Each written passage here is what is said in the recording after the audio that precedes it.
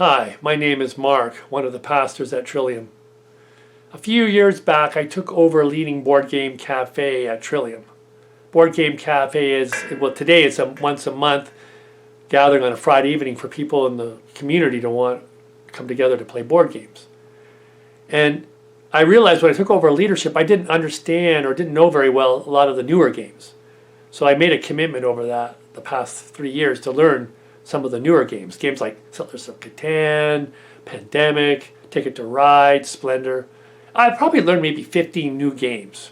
And one of the things I realized was I've learned most of these games by other people who already know how to play it, teaching me. That's the primary way I've learned these games. People who already know how to play sit down and show me how to do it.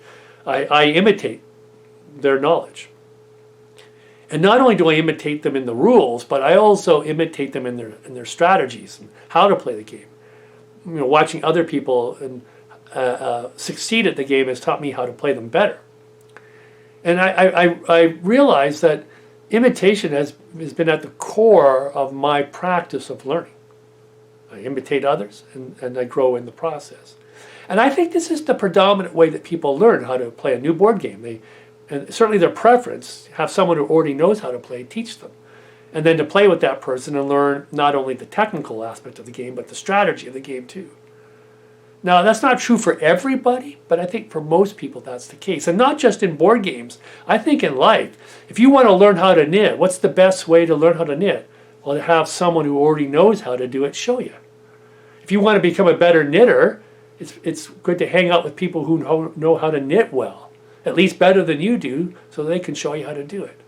If you want to learn how to play badminton, find someone who knows how to play and have them teach it to you. And if you want to become a better badminton player, play with better and better players. And you begin to imitate them in deeper ways, and your play gets better and better.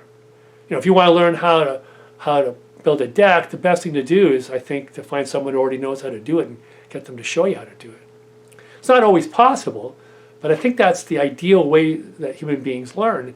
And it's because we're highly imitative people. Imitation is kind of built right into us. Little kids, they're just like sponges soaking up the world around them. They spend their early years simply imitating their environment.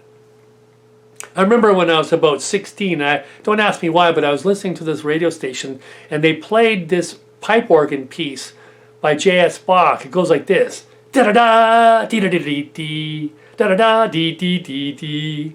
It was the toccata and fugue in D minor.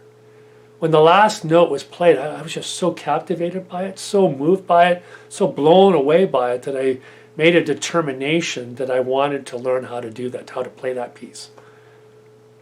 Maybe you've had an experience like that in some aspect of life. Well, what do we do with that? Like, where do you go with that kind of feeling? Well, in my case, I sought out a teacher and entered into formal lessons with them. And it took me many years, many more years than I thought it would take, to learn how to play that piece. Finally, one day, maybe 10 years later, I could play that piece. It was such an amazing feeling.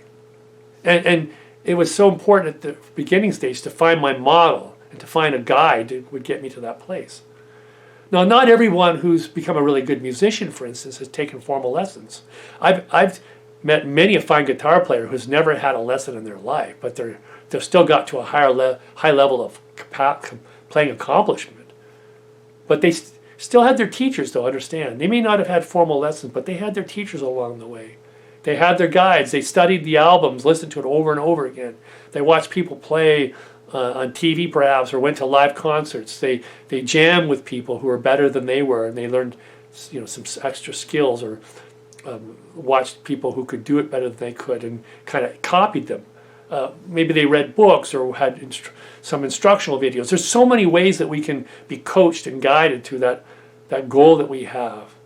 I think the important thing is that we need a model for ourselves. We need a model.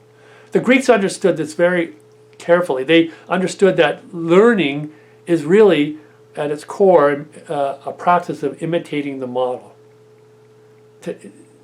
And ancient people in general understood that. Imitation is at the core of learning in life. And so the practice of imitation was held in high regard. Not today. Today everybody's committed to finding their originality, to being original. If I said to you I was imitating you, you might think that I was stealing from you, or kind of degrading you in some sense. In the ancient world, not at all. Imitation was the primary way that people learned from one another. It was important, however, to find the right model. See, as imitative creatures, we didn't really have a choice in whether we were going to imitate, but who or what it is, well, that was something we had a choice in. If we got the model right, everything worked out okay. But if we picked the wrong model, if we picked the wrong person or the wrong thing, we could often be led down wrong paths to wrong places in life. A Christian is someone who commits themselves to imitating Jesus, to making Jesus their model and committing themselves to become like him.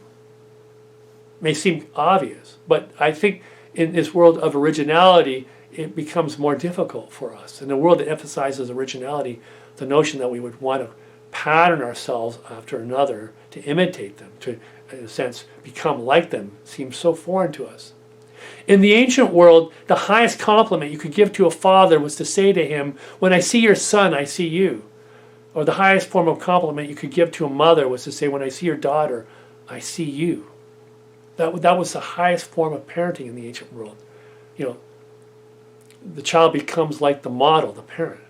When we say Jesus is the Son of God, we are saying that Jesus has imitated God so thoroughly, so powerfully, that he's essentially become God. When we see Jesus, we see the Father.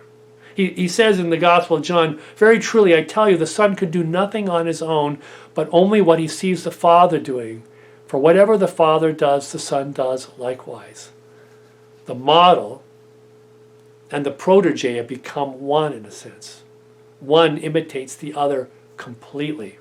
Now, as Christians, our goal is to imitate Jesus, to imitate him so thoroughly that when people see us, they see Jesus. And when they see Jesus, they see God. That's the connection. Remember, Jesus' mission is to multiply the Christ from one to many, from himself to perhaps you and me. We become so like him in our imitation that when people see us, they see him. And when they see us, they experience the reality of that perfect love, that agape love that God pours through the Son and through his followers out into the world.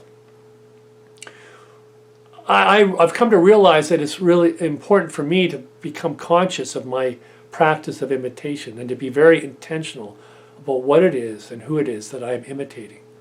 And I can think of no better person in this life, no better model than Jesus. And my commitment today is to try to imitate him so perfectly that when people see me, they see him.